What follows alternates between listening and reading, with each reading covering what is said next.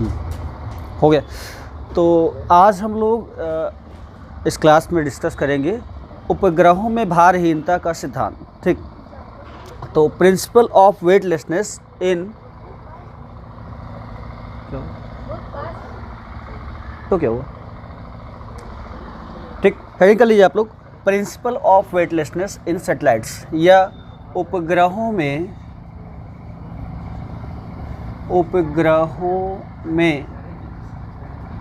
भारहीनता का सिद्धांत। भारहीनता का सिद्धांत, हेडिंग कर लीजिए जल्दी से, नहीं भी आप लोग कहेंगे आप बहुत धीरे पढ़ा रहे हैं इस समय। तो principle of weightlessness, principle of weightlessness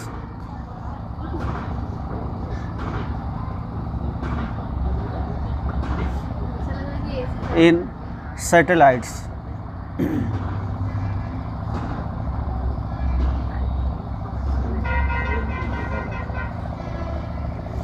principle of weightlessness in satellites, उपग्रहों में भारहीनता का सिद्धांत।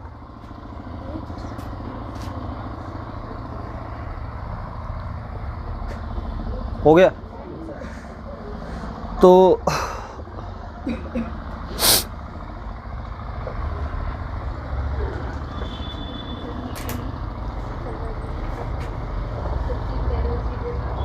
Principle of weightlessness in satellites,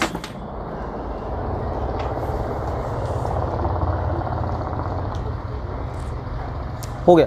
चलिए, तो होता क्या है कि हमें जो हमारा भार प्रतीत होता है ना, वो किस कारण से होता है।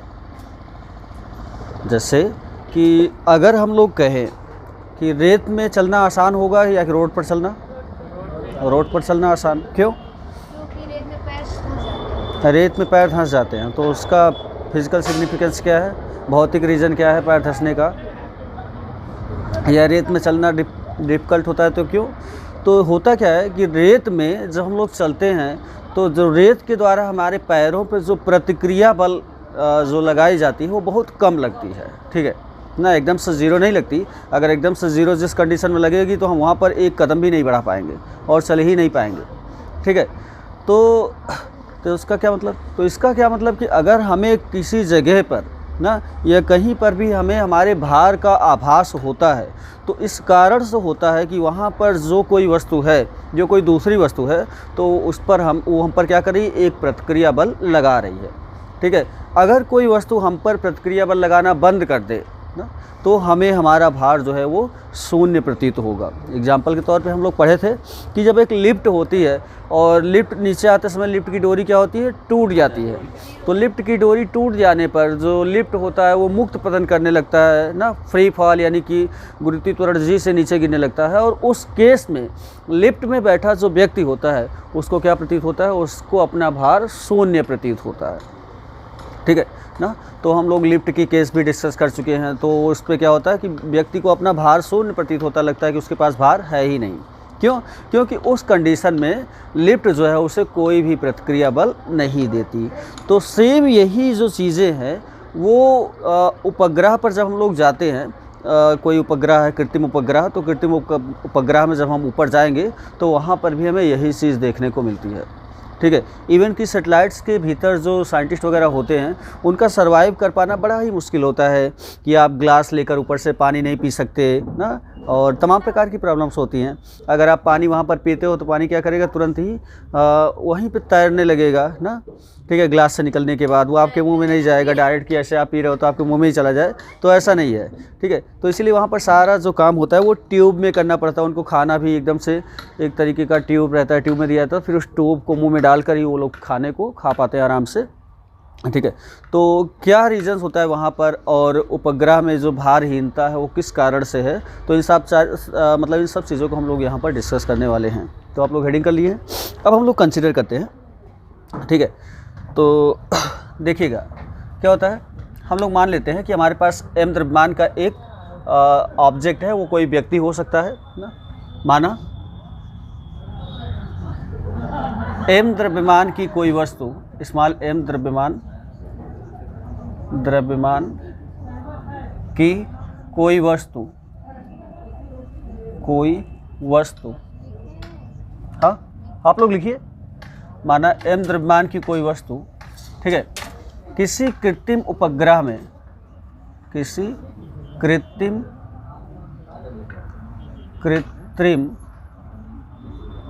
उपग्रह में ना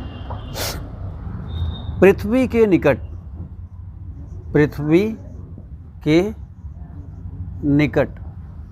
ठीक है, निकट v0 कक्षीय वेग से चक्कर लगा रहा है, ठीक है, ध्यान दीजिएगा।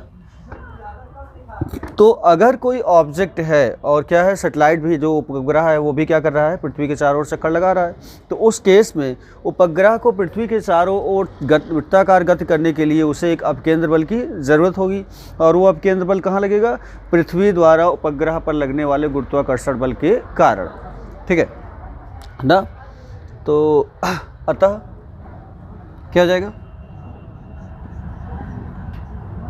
उपग्रह पर m द्रव्यमान का हम लोग उपग्रह कंसिडर किए हैं, या तो कोई ऑब्जेक्ट है ना, अतः उपग्रह पर उपग्रह को आवश्यक अभिकेंद्र बल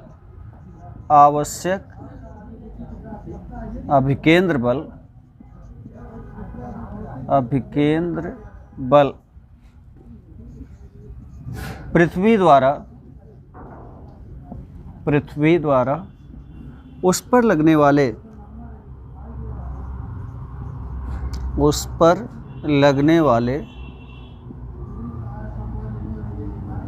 गुरुत्वाकर्षण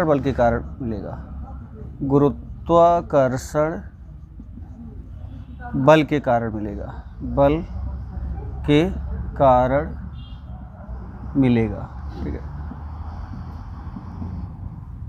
ठीक है। इसमें ध्यान दीजिएगा, थोड़ा सा करेक्शन हम लोग कर रहे हैं। तो m द्रव्यमान की किसी वस्तु को ना कंसिडर करके हमारे पास जो आर्टिफिशियल सैटेलाइट है, किसी कृत्रिम उपग्रह, उसी का द्रव्यमान हम लोग m कंसिडर कर रहे हैं स्टार्टिंग में। तो माना m द्रव्यमान का कोई कृत्रिम उपग्रह ना पृथ्वी के निकट, यहाँ पर थोड़ा सा इसे करेक्ट कर लीजिए। हाँ तो ठीक है, लिखना शुरू करो, नो प्रॉब्लम ना, चलिए सही है, ठीक। तो अभी हम लोग कंसिडर किए कि हमारे पास जो कृत्रिम उपग्रह है उसी का मास m द्रव्यमान है, m है, और वो पृथ्वी के निकट चक्कर लगा रहा है। तो कृत्रिम उपग्रह को रोटेट करने के लिए, यानी कि पृथ्वी के चारों ओर चक्कर लगाने के लिए उसे जो अपकेंद्र बल की ज़रूरत होगी वो कहाँ मिलेगी, पृथ्वी द्वारा उस पर लगने वाले गुरुत्वाकर्षण बल के कारण। और हम लोग माने हैं कि जो उपग्रह है वो पृथ्वी के बहुत ही नज़दीक है, बहुत ज़्यादा दूर नहीं है, ठीक है। तो कितना हो जाएगा, तो अपकेंद्र जो गुरुत्वाकर्षण बल लगेगा इस पर, तो capital G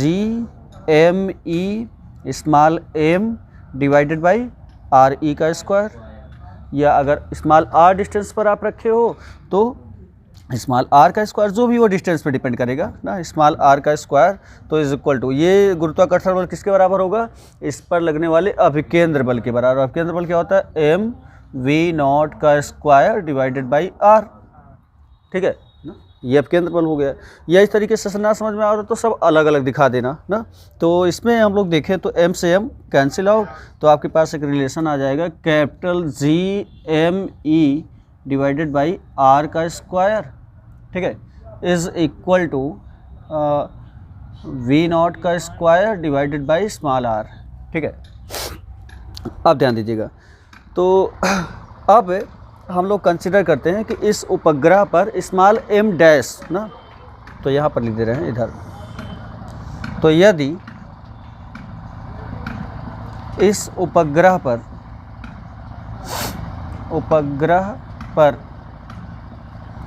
small m dash द्रव्यमान का कोई व्यक्ति हो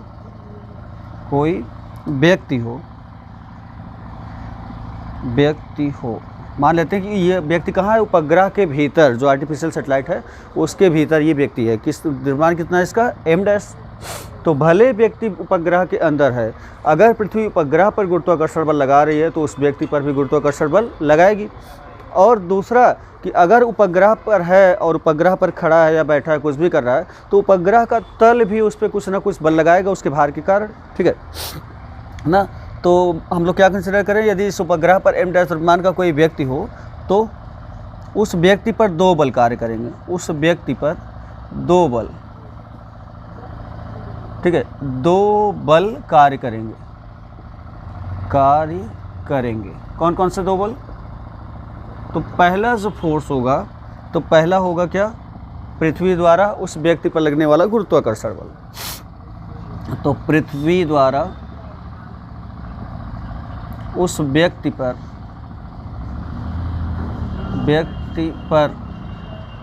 लगने वाला गुरुत्वाकर्षण बल, ठीक है, गुरुत्वाकर्षण बल, ठीक है। गुरुत्वाकर्षण बल क्या हो जाएगा, capital G m divided by, हाँ, m' डिवाइडेड बाई r का स्क्वायर, हाँ ना। तो गुरुत्वाकर्षण बल पृथ्वी द्वारा m', यहाँ पे ऑब्जेक्ट का द्रव्यमान हम लोग कितना लिए, m'।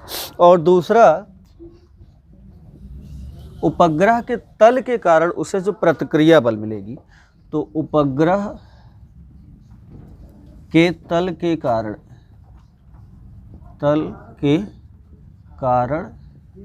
प्रतिक्रिया बल, यानी प्रतिक्रिया बल क्या हो जाएगा, कैपिटल R। ये 2 फोर्सेस हो गए। अब तो इसको समझिए आप लोग, ये आपका अर्थ हो गया। यहाँ पर सपोज करते हैं कि कोई उपग्रह है इस प्रकार से और इसके अंदर कोई ऑब्जेक्ट है, ठीक है ना। तो यहाँ पे ये पृथ्वी पर खड़ा है, तो इसका जो गुरुत्वाकर्षण बल होगा वो हमेशा आकर्षण का बल होता है, इस डायरेक्शन में एक्ट करेगा। जब पृथ्वी ये है, ठीक है, और ये उपग्रह पृथ्वी से कुछ ऊंचाई पर, कितनी ऊंचाई पर, स्मॉल r ऊंचाई पर, ठीक है, हाँ, ये उपग्रह है, ठीक है। तो ऐसे हम लोग कंसिडर कर ले रहे हैं यहाँ पर। तो जो ऑब्जेक्ट होगा इसके अंदर जो व्यक्ति होगा, वो खड़ा होगा, बैठा होगा, किसी भी कंडीशन होगा, तो गुरुत्वाकर्षण बल तो आकर्षण का बल होता है, वो इस डायरेक्शन में एक्ट करेगा सेंटर की ओर। जबकि इसकी जो प्रतिक्रिया बल होगी वो तल के अपोजिट डायरेक्शन में इधर की ओर एक्ट करेगा, ठीक है। तो इस पर रिजल्टेंट फोर्स कितना होगा, तो रिजल्टेंट फोर्स हो जाएगा capital G m' divided by r का स्क्वायर माइनस कैपिटल R। तो प्रतिक्रिया बल को हमें माइनस करना पड़ेगा क्योंकि वो अपोजिट डायरेक्शन में है ना। तो इस तरीके से तो उपग्रह के तल के कारण प्रतिक्रिया बल R हो गया ना। तो इस चीज़ को हम लोग यहाँ पर डिस्कस कर रहे हैं, देखिएगा इसमें आ रहा है ना,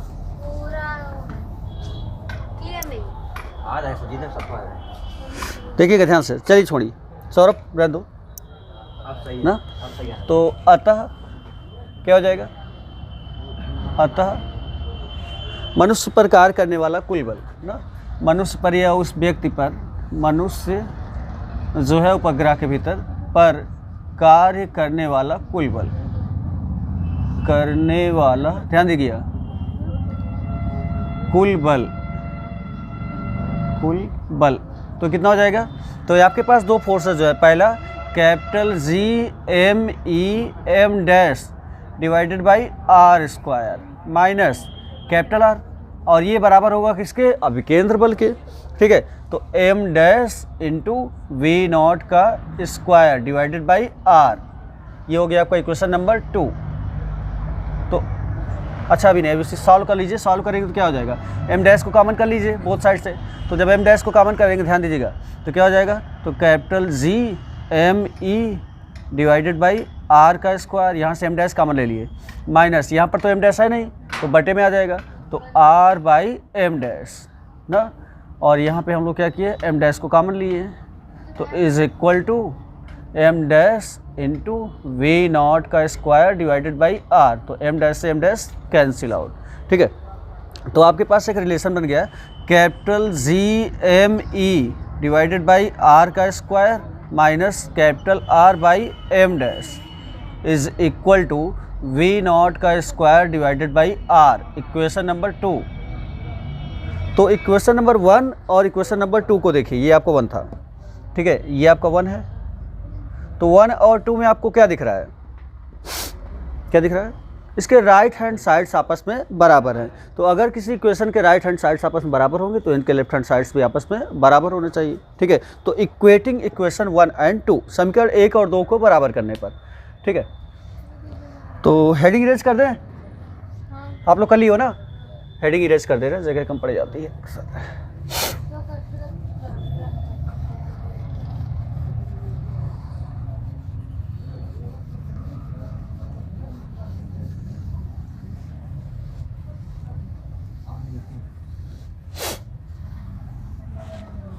देखिएगा तो क्या हो जाएगा, तो समीकरण 1 और 2 को हम लोग बराबर कर देंगे ना। तो फ्रॉम इक्वेशन 1 एंड 2, समीकरण 1 और 2 से 1 एंड 2 ले लीजिए दोनों।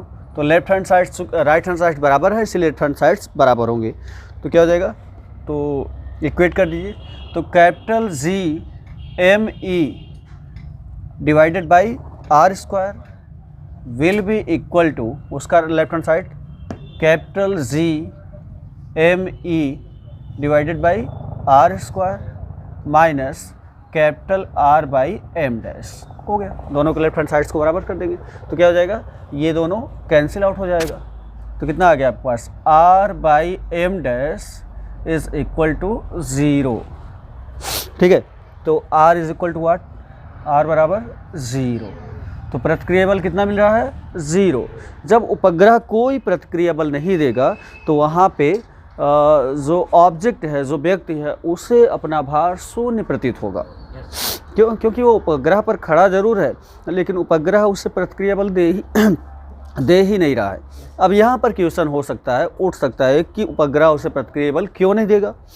और अगर ये क्वेश्चन नहीं अराइज करेगा तो दूसरा क्वेश्चन अराइज हो सकता है कि उपग्रह पर अगर जो भार है वो शून्य हो जा रहा है तो चंद्रमा भी पृथ्वी का एक उपग्रह है, तो कायदे से चंद्रमा पर भी किसी वस्तु का भार शून्य होना चाहिए, ठीक है। लेकिन चंद्रमा पर तो शून्य नहीं होता जबकि उपग्रह पे हो रहा है। तो क्यों, क्या आर्टिफिशियल सैटेलाइट में ही भार शून्य होगा और नेचुरल सैटेलाइट्स में नहीं? तो ये सारे क्वेश्चंस आपके माइंड में राइज करने चाहिए, उठने चाहिए। क्यों नहीं उठ रहा है? तो इसका मतलब आप लोग बहुत अच्छा समझ रहे हो। जब क्वेश्चन नहीं उठ रहे होते तो वहाँ पे 2 ही पॉसिबिलिटीज़ होती हैं, ठीक है। या तो आपको सारी चीज़ें बहुत अच्छे से समझ में आ रही हैं, आपको रीज़न पता चल गया कि क्यों चंद्रमा पर भार शून्य नहीं है, या तो दूसरी चीज़ आप जानते हो कि आपको कुछ भी नहीं समझ में आ रहा है, ज़बरदस्ती बैठे हो, ठीक है। तो बताओ चंद्रमा पर भार क्यों नहीं शून्य होता? सिंपल सा रीज़न है, क्यों नहीं होता बताओ। हम ये सोच के पढ़ाते हैं कि तुम लोगों को कुछ नहीं आता, बस वही है। तो चंद्रमा पर किसी वस्तु का भार क्यों नहीं शून्य होता जबकि चंद्रमा भी एक उपग्रह है, भले नेचुरल उपग्रह है? तो क्यों? पृथ्वी ज़्यादा दूरी पर है। तो ज़्यादा दूरी पर तो हम लोग अभी क्या देखे थे कि दूरी की वजह से जो उसका आवर्तकाल है ना वो डिपेंड करेगा और उसका परिक्रमा चाल डिपेंड करेगा। भार के बारे में तो अभी नहीं पढ़े थे, ठीक है। जी का मान क्या होता है? तो चंद्रमा पर इसलिए किसी उपग्रह का भार नहीं शून्य होता क्योंकि चंद्रमा का जो द्रव्यमान है वो बहुत ज़्यादा है, ठीक है।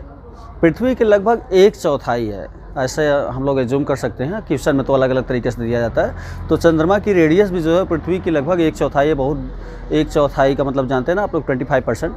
तो इस तरीके से चंद्रमा का भार जो आर्टिफिशियल सैटेलाइट्स होते हैं इनकी तुलना में बहुत ज़्यादा होता है ना। हम लोग अभी जब यहाँ से कोई रॉकेट लॉन्च करते हैं किसी उपग्रह को पृथ्वी की कक्षा में स्थापित करने के लिए, तो उस रॉकेट का वजन ज़्यादा से ज़्यादा 2 टन 4 टन के आसपास ले जाते हैं, जो हैवी सबसे अभी तक गए हैं कुछ टन के ही है।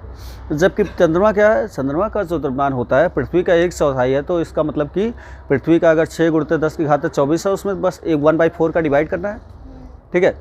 तो इस तरीके से चंद्रमा का द्रव्यमान बहुत ज़्यादा होने के कारण वहाँ पर जो उसका खुद का गुरुत्वाकर्षण बल है ना, या खुद का गुरुत्वाकर्षण कह सकते हैं, उसके कारण जो गुरुत्वाकर्षण बल है वो 0 नहीं है। जबकि उपग्रह का भार अगर कुछ टन भी है तो पृथ्वी की तुलना में लगभग नगण्य ही माना जाता है और इसलिए उसका खुद का भार बिल्कुल नहीं है। तो इसलिए वो क्या करता है, जो ऑब्जेक्ट उसमें है उस पर वो प्रतिक्रिया बल भी नहीं लगा पाता। तो ये रीज़न होता है, ठीक है, ध्यान दीजिएगा। अगर आप हाँ, इतना बड़ा सा रीजन। अगर कोई आपसे पूछेगा कि उपग्रह पर आप बता दिए कोई वस्तु उपग्रह क्या कर रहा है, प्रतिक्रिया बल नहीं दे पा रहा है, इसलिए वहाँ पर किसी वस्तु का भार शून्य है, तो आदमी कोई भी व्यक्ति है वो तुरंत ही पूछ लेगा कि चंद्रमा भी तो एक उपग्रह है, तो वहाँ पर वस्तु का भार शून्य क्यों नहीं है? क्योंकि चंद्रमा का द्रव्यमान बहुत ज़्यादा है। ठीक है, ऐसे ही आपको उत्तर दे देना है, बस हो गया। नोट कर लीजिए पूरा।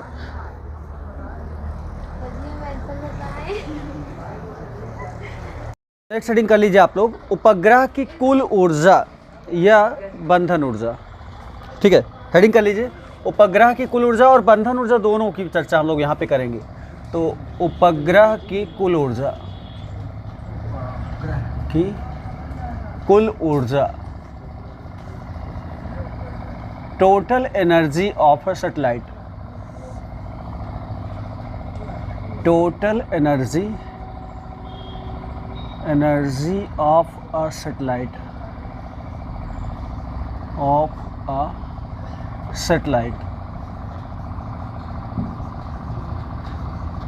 टोटल एनर्जी ऑफ सैटेलाइट ना, सैटेलाइट के पास कौन कौन सी ऊर्जा होती है, तो इसको हम लोग यहाँ पर चर्चा करेंगे।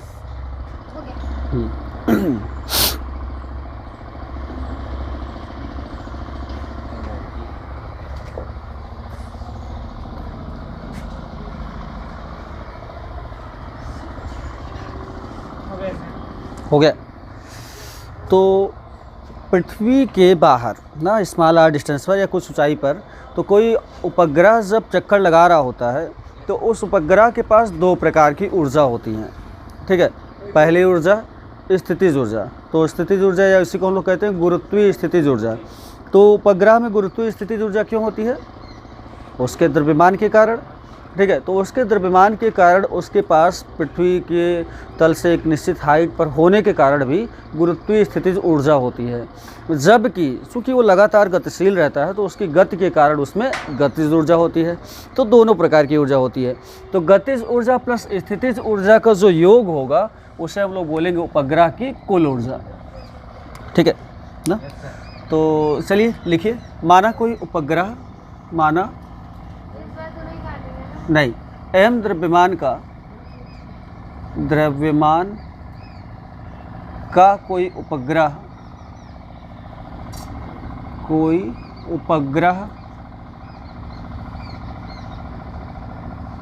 ठीक है, पृथ्वी के केंद्र से स्मॉल r दूरी पर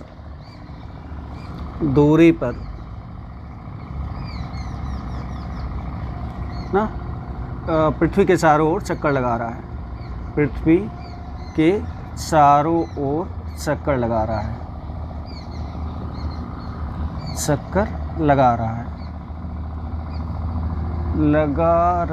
है,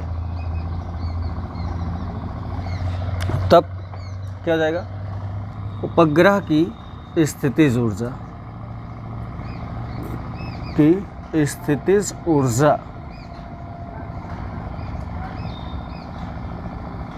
तो इसकी स्थितिज ऊर्जा क्या हो जाएगी? U। तो U की जो वैल्यू है वो कितनी हो जाएगी? हमेशा हम लोग जानते हैं कि स्थितिज ऊर्जा जो होती है वो निगेटिव होती है, और कितनी होती है? माइनस में capital G small m divided by RE, या यहाँ पे R, क्योंकि R डिस्टेंस पे है। तो उपग्रह की स्थितिज ऊर्जा जो होती है वो हमेशा निगेटिव होती है ना। तो यदि उपग्रह की कक्षीय चाल कितनी हो? V0 हो, ठीक है, तो उसकी गतिज ऊर्जा, तो यह उपग्रह की गतिज ऊर्जा हम लोग कैसे फाइंड करेंगे? गतिज ऊर्जा तो क्या आ जाएगा? K, कैपिटल K बराबर हाफ ऑफ mv0 का स्क्वायर ना, हाफ ऑफ mv0 का स्क्वायर। तो ये हो गया आपका इक्वेशन नंबर, इसे आप 1 कंसिडर कीजिए और इसे 2 कंसिडर कीजिए ना, इक्वेशन नंबर 1 और इक्वेशन नंबर 2। अब चूँकि पृथ्वी के चारों ओर चक्कर लगाने के लिए उपग्रह को मिलने वाला जो आवश्यक अपकेंद्र बल होता है वो कहाँ से मिलता है? पृथ्वी द्वारा उपग्रह पर लगने वाले गुरुत्वाकर्षण बल से। ठीक है ना? तो यहाँ पर लिखना पड़ेगा, चूँकि उपग्रह को पृथ्वी के चारों ओर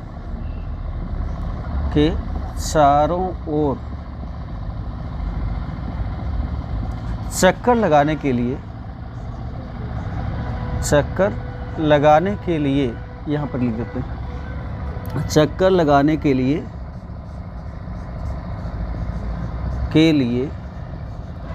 आवश्यक अभिकेंद्र बल कहाँ से मिलता है? अभिकेंद्र बल पृथ्वी द्वारा उपग्रह पर लगने वाले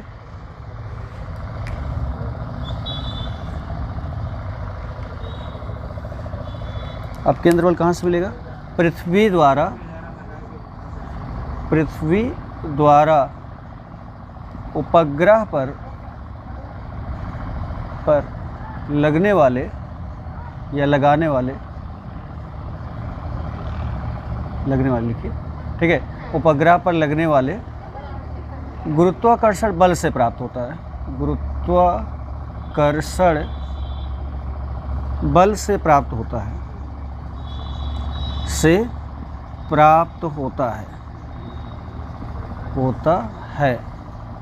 अतः क्या हो जाएगा? बराबर कर दीजिए आप। गुरुत्वाकर्षण बल क्या होता है? Capital G M E small M divided by R square will be equal to M V naught का स्क्वायर डिवाइडेड बाई आर। ठीक है, ध्यान से देखना, बहुत ध्यान से। तो क्या हो जाएगा? तो एक आर से एक आर कैंसिल आउट। तो यहाँ से हमें एम वी स्क्वायर की value M into V naught का स्क्वायर की वैल्यू मिल गई। कितनी मिल गई? एम इंटू वी नॉट का square is equal to capital G M E small M divided by small R. ठीक है ना? तो इससे हम लोग क्या करते हैं? Putting in equation 2 M V naught का स्क्वायर, डायरेक्ट पूरी वैल्यू रखेंगे। तो पुटिंग इन इक्वेशन 2 में पुट करो। तो 2 में जब पुट करोगे तो आपको काइनेटिक एनर्जी कितनी मिल जाएगी? K इज़ इक्वल टू 1/2 और एम वी नॉट स्क्वायर की जगह पे ये पूरा capital G M E small M divided by R. तो आपको पोटेंशियल एनर्जी पहले मिली थी, काइनेटिक एनर्जी अब मिल गई। तो अतः उपग्रह की कुल ऊर्जा, ठीक है ना, अतः उपग्रह की कुल ऊर्जा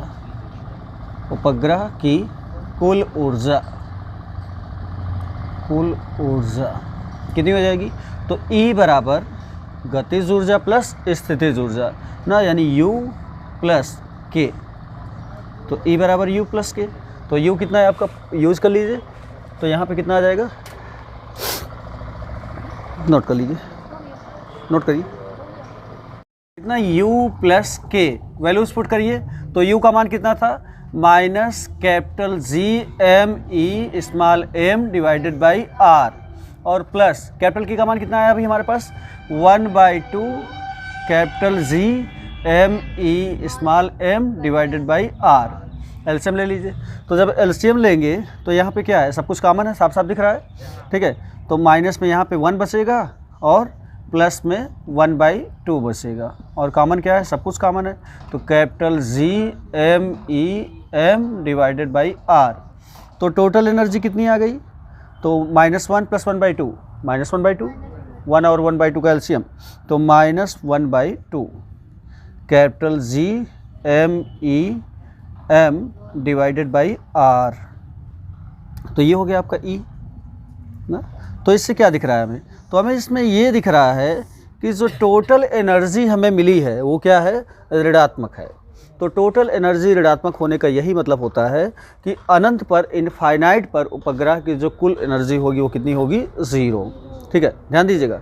तो टोटल एनर्जी ऋणात्मक होने का ये भी मतलब है कि उपग्रह की जो ऊर्जा होगी, कौन कौन सी, स्थितिज ऊर्जा और गतिज ऊर्जा, इनफाइनाइट पर दोनों ऊर्जा अलग अलग 0 के बराबर, अलग अलग निगेटिव होगी। ठीक है, लेकिन अब चूंकि गतिज ऊर्जा कभी भी ऋणात्मक नहीं हो सकती ना, क्योंकि वो वेग के कारण है। तो और उसमें v0 का स्क्वायर है, अगर आप वेग को माइनस में भी कंसिडर करेंगे तो स्क्वायर करने पर प्लस हो जाएगा, और द्रव्यमान को निगेटिव कंसिडर नहीं किया जा सकता, तो इसीलिए गतिज ऊर्जा कभी भी ऋणात्मक नहीं होती। तो ऐसा माना जाता है, कंसिडर किया जाता है कि इनफाइनाइट पर किसी भी उपग्रह की जो स्थितिज ऊर्जा होती है वो ऋणात्मक होती है, और स्थितिज ऊर्जा ऋणात्मक होने के कारण उसकी कुल ऊर्जा भी वहाँ पर क्या होती है, शून्य होती है। ठीक है, तो अब यहाँ पर अगर हम लोग क्या करें, किसी भी ऑब्जेक्ट को इतनी ज़्यादा प्लस एनर्जी दे दे तो उसकी टोटल एनर्जी कितनी हो जाएगी, 0।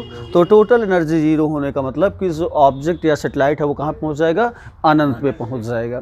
तो इसी कुल ऊर्जा को हम लोग किसी भी उपग्रह की बंधन ऊर्जा भी कहते हैं। ठीक है, तो नेक्स्ट हेडिंग आप लोग कर लीजिए इसको नोट करने के बाद, उपग्रह की बंधन ऊर्जा नोट कर लीजिए जल्दी से। हाँ,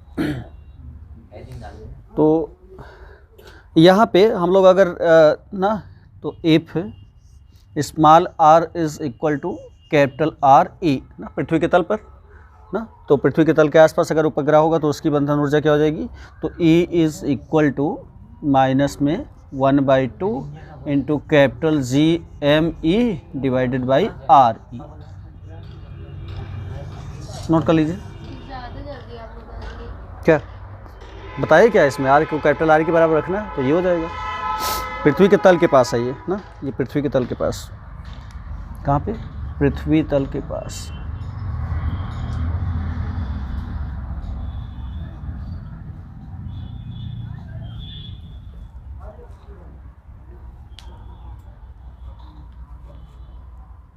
हो गया? Yes sir. तो नेक्स्ट हेडिंग कर लीजिए, उपग्रह की बंधन ऊर्जा, binding energy of A satellite. इस माले भूल गए क्या?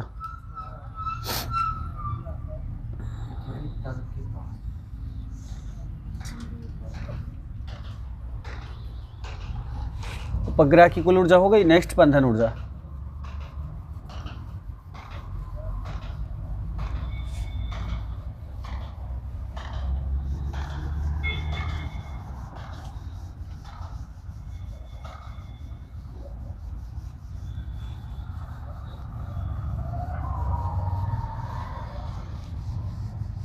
Binding energy of satellite. चलिए नेक्स्ट हेडिंग आप लोग कर लीजिए, इसको इरेज कर दे रहे हैं। कुल ऊर्जा हो गया, अब binding energy.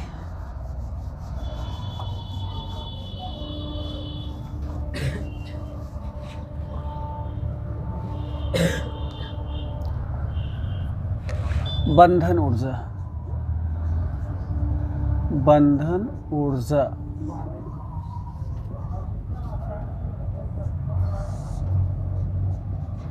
Binding energy of satellite, binding energy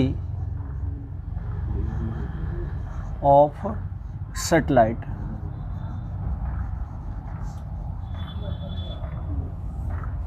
binding energy of satellite ना, तो लिख दीजिए इसमें, किसी उपग्रह को देने वाली किसी उपग्रह को दी जाने वाली, उपग्रह को दी जाने वाली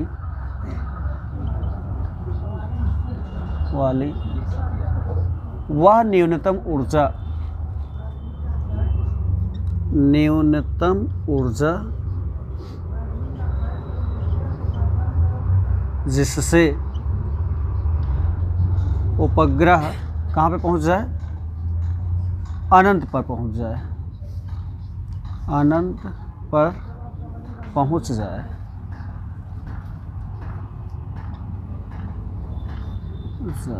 ठीक है, उपग्रह की बंधन ऊर्जा कहलाती है, उपग्रह की बंधन ऊर्जा कहलाती है,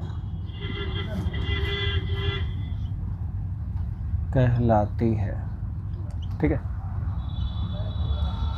अब चूँकि अनंत पर किसी भी उपग्रह की कुल ऊर्जा कितनी होती है, 0 होती है, तो बंधन ऊर्जा जो होगी इसी के बराबर दी गई धनात्मक ऊर्जा होगी। ठीक है ना, तो ये स्टेटमेंट लिखना पड़ेगा, चूँकि अनंत पर किसी भी उपग्रह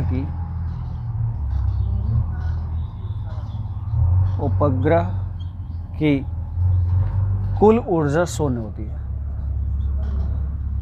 कुल ऊर्जा कितनी होती है, 0 होती है।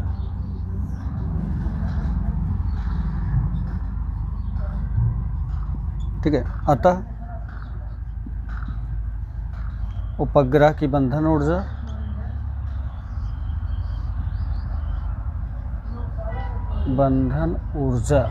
ठीक है, ऐसा लिखिएगा।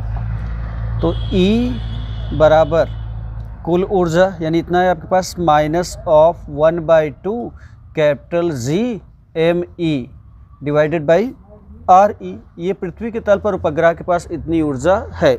अगर हम इसे बंधन ऊर्जा दे दें, बाइंडिंग एनर्जी, तो binding energy capital GME small m divided by R इतना होता है। तो अगर हम इसे बंधन ऊर्जा दे दें तो टोटल एनर्जी कितनी हो जाएगी, 0। तो जब E की जगह पे 0 रख देंगे तो 0 बराबर -1/2 capital GME small m divided by RE। ठीक है, ध्यान रखिएगा। तो कितना आ गया, तो बाइंडिंग एनर्जी कितनी आ गई हमारे पास, 0। Very good. तो इनफाइनाइट पे टोटल एनर्जी 0 हो गई, तो 0 is equal to -1/2 capital GME square plus binding energy. तो इसे जब ट्रांसफ़र करेंगे, पक्षांतर करेंगे, तो बाइंडिंग एनर्जी कितनी आ जाएगी, प्लस में आ जाएगी। तो देयरफॉर बाइंडिंग एनर्जी बंधन ऊर्जा बराबर प्लस में 1/2 capital GME small m divided by RE। ये हो गया, इतना आया।